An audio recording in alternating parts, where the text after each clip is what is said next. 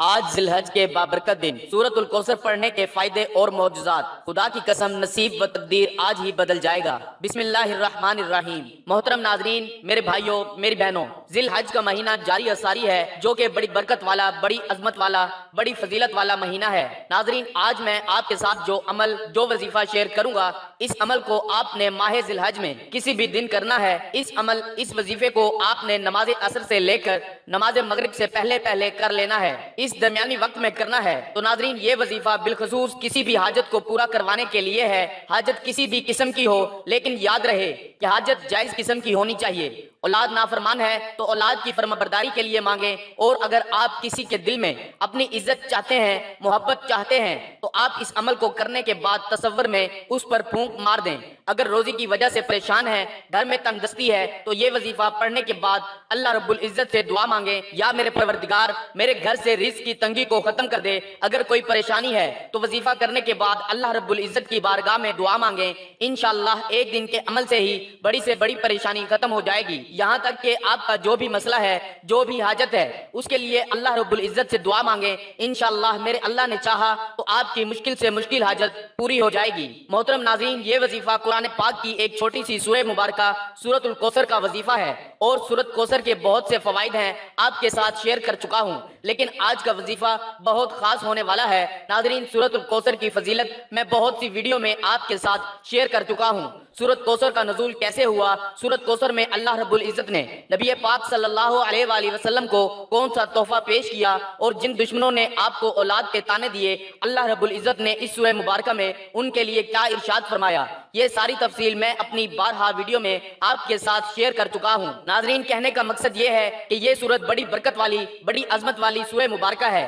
جیسے ہی آپ آج کسی بھی حاجت کا تصور کر کے اس وظیفے کو کریں گے، اللہ آپ کی حاجت کو پورا فرمائے گا انشاءاللہ۔ محترم ناظرین، پچھلے سال ذی الحج کے مہینے میں نے یہ وظیفہ پڑھا تھا، یہ عمل کیا تھا۔ میرے دوستوں، میرے بزرگوں، میرے بھائیوں، میرے اپنے حالات اتنے برے تھے، اتنی تنگ دستی تھی، اتنے مسائل تھے، اتنے مسئلوں میں گھرا ہوا تھا۔ جب یہ وظیفہ میں نے ذی الحج کے مہینے میں کیا، میری غیب سے ایسی مدد ہوئی، مجھے فائدہ ہوا کہ میں لفظوں میں بیان نہیں کر سکتا۔ میرے حالات بھی بدل گئے، میرے اوپر قرضوں کا بوجھ تھا، وہ قرض بھی اتر گیا۔ اللہ پاک نے ایسا کرم کیا، ایسے معجزات ہوئے کہ دیکھتے ہی دیکھتے حالات بدل گئے۔ محترم ناظرین، میرے بزرگوں، میرے بھائیوں اور میری بہنوں، یہ وظیفہ آپ لوگ لازمی ذی الحج کے پورے مہینے میں کر لینا۔ آپ لوگ جب چاہیں کسی بھی دن نماز عصر سے مغرب کے درمیان کر لینا ہے۔ آپ لوگوں کو ذی الحج کے مہینے میں یہ خاص عمل جو رزق اور دولت کا آپ کو بتانے لگا ہوں، آپ کی نسلیں بھی انشاءاللہ اگر دولت ختم کرنا چاہیں گی تو ختم نہیں کر سکیں گی۔ اتنا پیسہ آئے گا، اتنی دولت آئے گی، آپ لوگوں کو بانٹنے لگو گے۔ آج اگر آپ لوگ پریشان ہو، تنگ دست ہو، لوگوں کے آگے ہاتھ پھیلا رہے ہو، لوگوں سے مدد مانگ رہے ہو، یقین جانو یہ وظیفہ آپ لوگوں کی زندگی بدل دے گا۔ ناظرین، یہ اتنا طاقتور اور مجرب عمل ہے کہ اس کو کرنے سے آپ کے اگر فوراً سے حالات نہ بدل جائیں تو پھر کہنا، آپ کی زندگی فوراً سے نہ بدل جائے تو پھر کہنا۔ ایک دو میری بہنوں نے مجھے کمنٹس کیا تھا کہ ہمارا جو ہے وہ شادی کا مسئلہ پیسوں کی وجہ سے اٹکا ہوا ہے، ہماری جو ہے وہ شادی نہیں ہو پا رہی ہے، ہماری جو شادی میں اخراجات ہیں ان کے لیے پیسوں کا بندوبست نہیں ہو پا رہا ہے، ہمیں کوئی بہت ہی خاص اور مجرب وظیفہ بتا دیں۔ تو میں نے ان سے کہا تھا کہ میں اپنی آئندہ ویڈیو میں، جو میری اگلی ویڈیو آئے گی، اس کے اندر میں آپ لوگوں کو بے حد مجرب اور آزمودہ وظیفہ بتاؤں گا۔ اور میرے دوستو، یہ وظیفہ میرا اپنا آزمایا ہوا وظیفہ ہے۔ آپ لوگ یہ وظیفہ جب بھی زندگی میں پڑھو گے، آپ لوگ ذی الحج کے مہینے میں لازمی یہ وظیفہ پڑھ لینا۔ آپ کی مالی مشکلات کتنی بھی خراب ہوں، انشاءاللہ آپ لوگوں کو ضرور فائدہ ہوگا۔ تو ناظرین، دوستو، بہنوں، بھائیوں، آپ نے اس وظیفے کو کرنا کیسے ہے، وظیفہ پڑھنے کا طریقہ کار اچھی طرح سن لیں اور سمجھ لیں۔ جیسا کہ میں آپ کو پہلے ہی بتا چکا ہوں کہ آج کے دن آپ نے اس عمل کو نماز عصر سے لے کر نماز مغرب کے درمیان کسی بھی وقت کر لینا ہے۔ سب سے پہلے آپ کی جو بھی حاجت ہے، مشکل ہے، مراد ہے، اس کا تصور کر لینا ہے کہ میرے پروردگار، میری فلاں فلاں حاجت ہے، میری فلاں فلاں مراد ہے، میں اس کے لیے یہ عمل کرنے لگا ہوں، اے میرے مالک اس میں مجھے ضرور کامیابی عطا فرمانا۔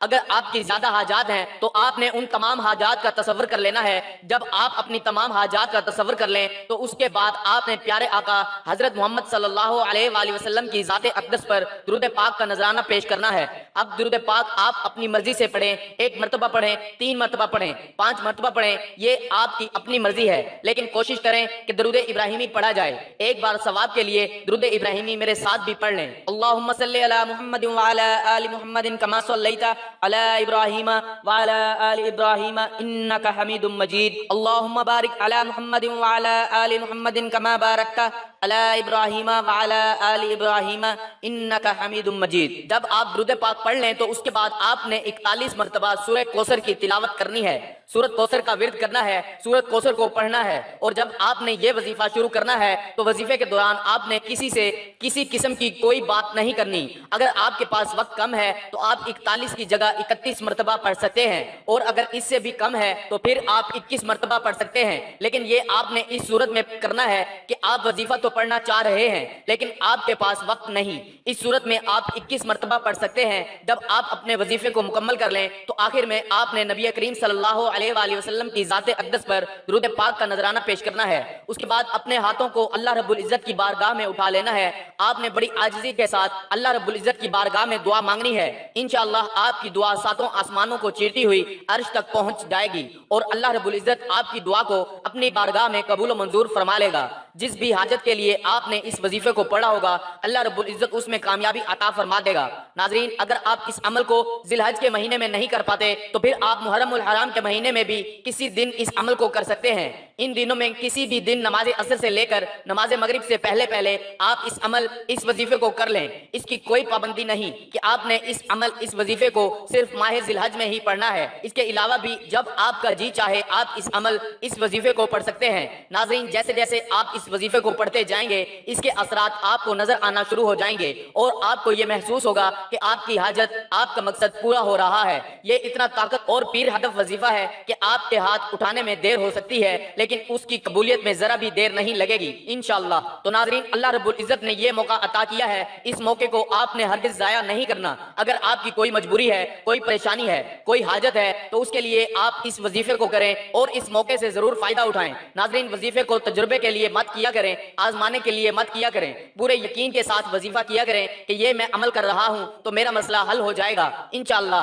اللہ پاک آپ کا مسئلہ حل فرما دیں گے۔ اس کے بعد ناظرین، آپ نے اللہ تعالیٰ کی بارگاہ میں صدق دل کے ساتھ، کامل یقین کے ساتھ دعا مانگنی ہے اور پھر ہاتھ اٹھاتے ہی سب سے پہلے اپنے گناہوں کی سچی توبہ کرنا ہے۔ اپنے گناہوں کی سچی توبہ کرنا، یہ نہ ہو کہ گناہوں کی پکڑ آ جائے اور آپ کا وظیفہ ضائع ہو جائے۔ اور ناظرین، بندہ جب اپنے اللہ سے اپنے گناہوں کی جتنی زیادہ معافی مانگتا رہے گا اور اس کا شکر اس کی نعمتوں پر ادا کرتا رہے گا، معافی اور شکر دو ایسی چیزیں ہیں، اپنے گناہوں سے معافی، اپنے گناہ جو کیے ہیں ان پر معافی اور اللہ کی نعمتوں پر شکر ادا آپ کرتے رہیں گے تو ہر گزرتے دن کے ساتھ دن بدن آپ کے رزق میں، آپ کی دولت میں اضافہ ہوتا رہے گا۔ یہ دو چیزیں بھی اگر آپ اپنی زندگی کا معمول بنا لیں کہ شکر اور معافی، تو انشاءاللہ ہمیں پوری زندگی دولت کی، رزق کی، پیسے کی کمی نہیں ہوگی۔ یہ انسان کے اپنے اعمال ہی ہوتے ہیں، انسان کے اپنے گناہ ہی ہوتے ہیں جس کی وجہ سے اس کی روزی، اس کا رزق تنگ ہو جاتا ہے۔ محترم ناظرین، یقیناً یہ وہی وظیفہ ہے جس کو کرنے سے آپ کے رزق میں اضافہ ہوگا، غربت کا نام و نشان مٹ جاتا ہے اور اللہ رب العزت کی غیبی مدد حاصل ہوتی ہے۔